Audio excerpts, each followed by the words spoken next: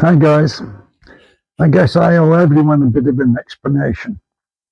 Some old bedridden fart lying in bed and claiming or attempting to claim some of your valuable time.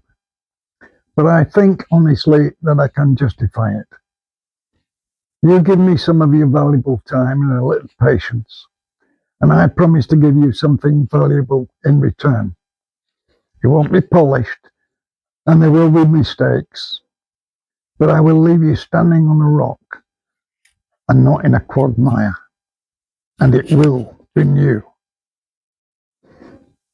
This day is a huge day for me, but I have to believe that if you find this day decisively important too, perhaps it will be the day when vague shapes and complexities start to fall into place and you get a clear purpose. I hope so. It's not right that patriots and defenders of Britain's culture find themselves on a backward foot, as if they had something to apologise for. Nelson was indicative of his nation when he said that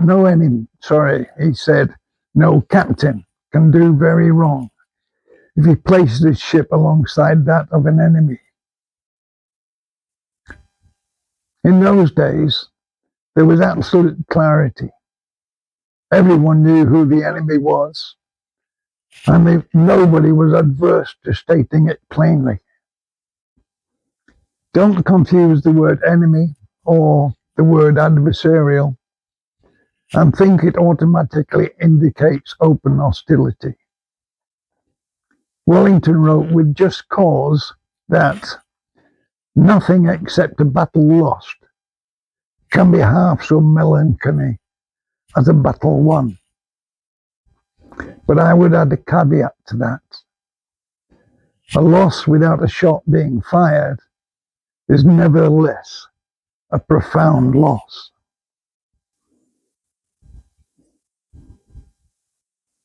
It just isn't going to happen. We're going to change someone's reality from expected to impossible.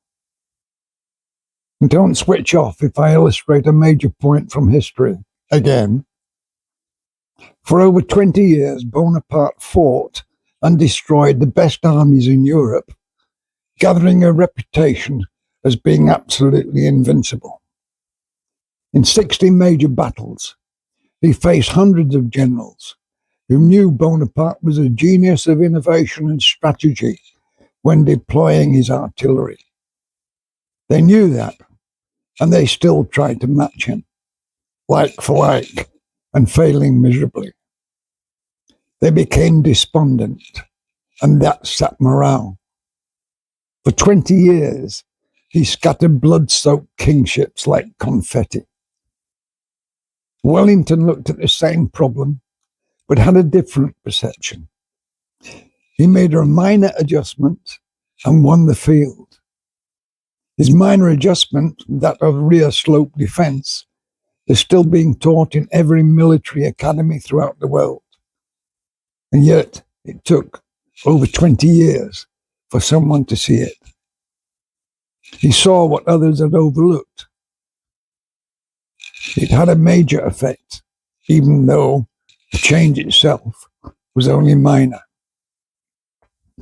Wellington's eureka moment saved the life of thousands, and afterwards it seemed astonishing that no one had seen it earlier. It's similar to a lawyer creating a precedent, a single act that changes how all future conflicts are determined and resolved.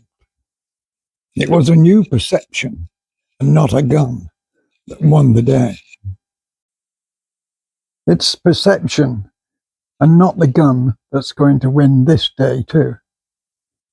The realization that a democracy and a theocracy cannot harmoniously coexist in their final state is gradually dawning upon more and more folk. Often, it's thought of as being so obvious that it's not deemed worthy of further thought, and it's thrown aside upon the assumption that finally the number believing that will eventually become dominant. Those are the pre-Wellington participants, those who look but cannot perceive.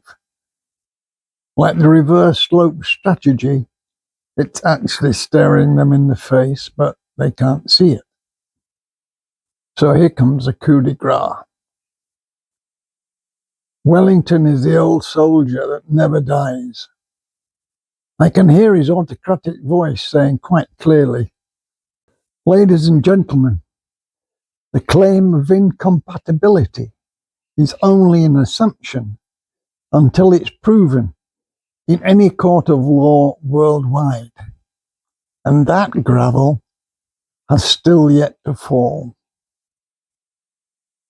Now, the implications of that are absolutely huge. Many minds are now racing ahead.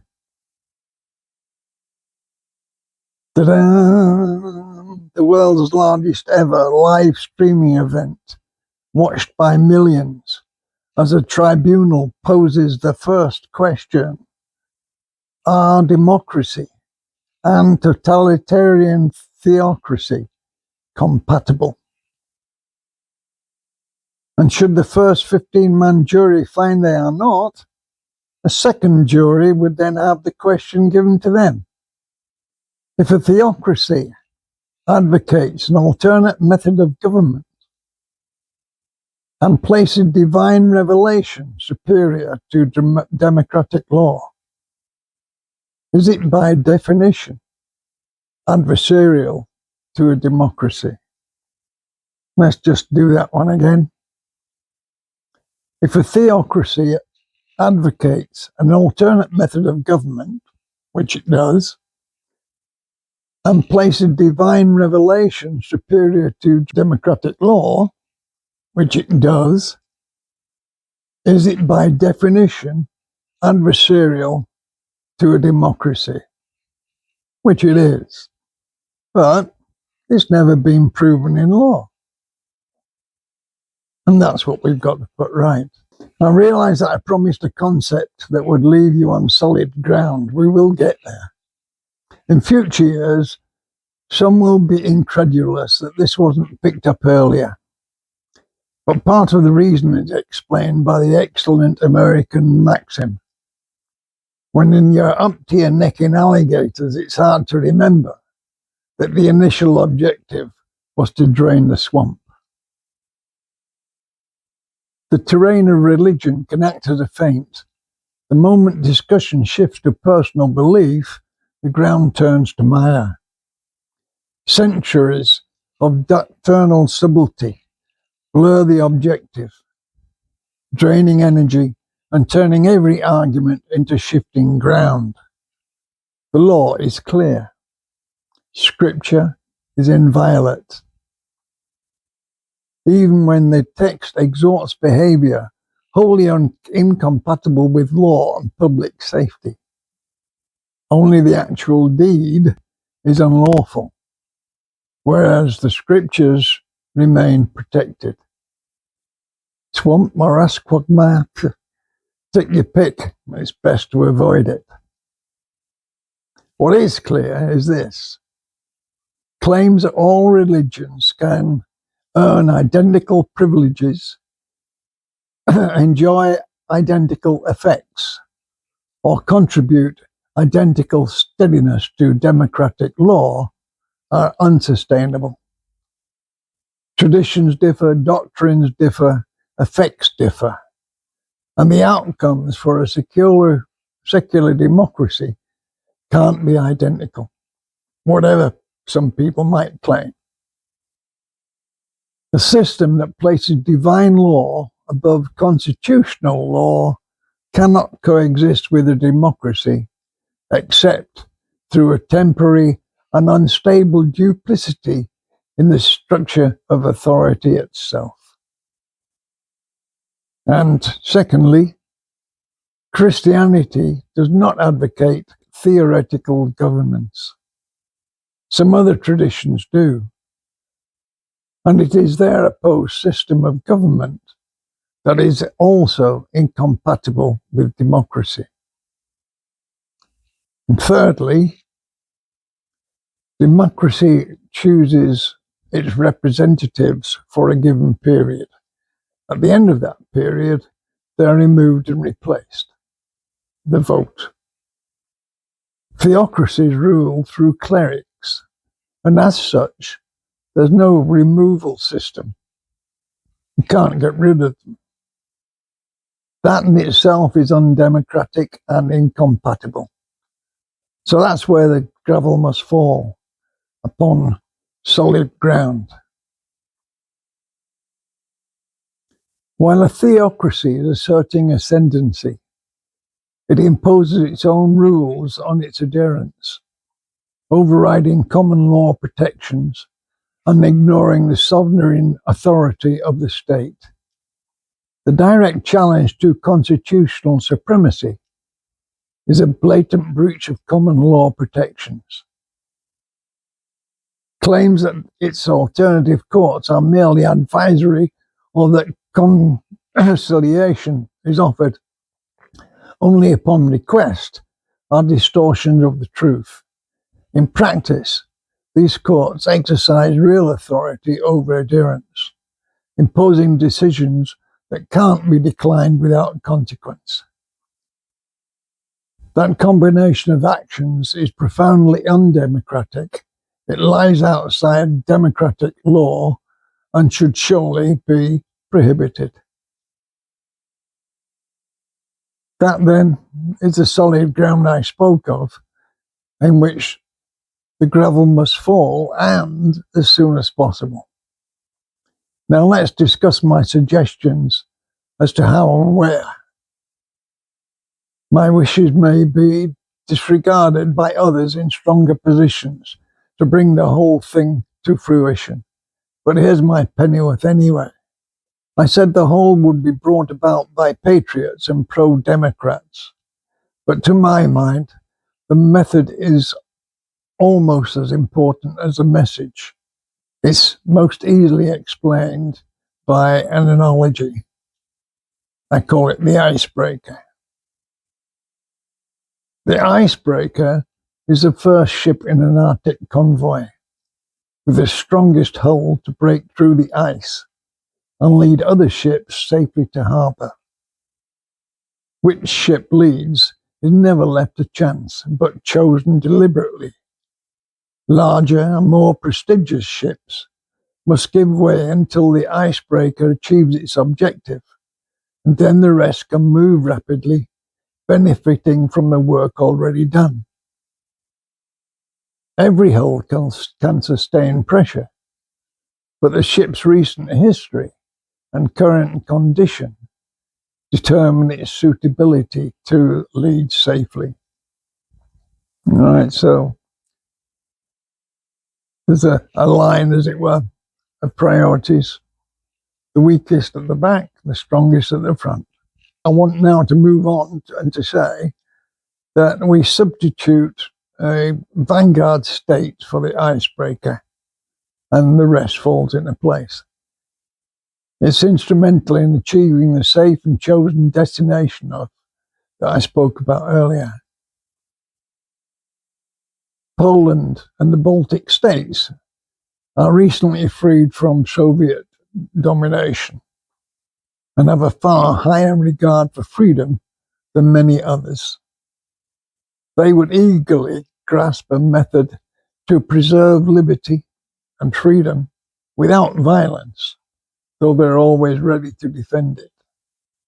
Poland, in particular, exercises tight control over its borders and applies strict criteria to immigration, prioritizing applicants whose legal expectations and civil outlook align with the constitutional order, and this makes it an advantageous choice for a vanguard role. In short, an ex-Soviet country, Poland, Hungary, or possibly a Baltic democracy, disciplined immigration, is preferred as the vanguard country, in which the stage is to be set for the biggest live-streamed event in history. Invited guests and experts giving testimony before a duty of 15 electronically chosen citizens. The one burning question, as stated earlier, are democracy and totalitarian theocracy compatible? That's the answer for the jury to learn from the tribunal within 36 hours. 36 hours later, a second question is likely to be given to a different jury. Is it advisable for the protection of the state for such a doctrine to be recognized and prescribed as adversarial? Just think about that. Absolutely huge. If it is found adversarial, so imagine all the defensive rules and laws and regulations that can then legitimately be brought in as a means of defense. Okay, I consider my task almost at an end. Better runners than I will now carry the baton. But I have two observations and one suggestion that may have bearing. Firstly, we're leaving a temporary state where democracy simply caught up with modern inventions and their consequences. Britain is a nuclear power with atomic submarines that carry nuclear warheads. Their new aircraft carriers have huge strategic importance within NATO. Allowing them to fall into the hands of a new caliphate was never a reasonable outcome for NATO. They just couldn't allow it to happen. Secondly, modern East states that are attempting to break away from fundamentalists are already in jeopardy against claims of nepotism and of being too westernized. Yet the seeds they once sowed in parts of Europe are not the harvest they ever intended to reap when they financed places of worship. A new caliphate equipped with nuclear weapons would disrupt the whole Middle East balance of power and place several already fragile states in even greater danger. So they don't want it either. NATO and the Middle East don't want it. There are 59 states under theocratic control that the West recognizes and honors. When caught with one's fist closing upon the goodies in a narrow-necked jar, it's sensible to let go of the contents and peacefully return to one's own environment, where one is respected and has authority.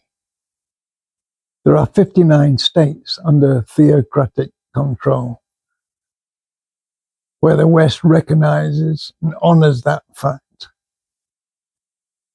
Not recognizing or accepting that democratic states should be offered the same courtesy is a receipt for self-determined disaster that common sense demands should be avoided.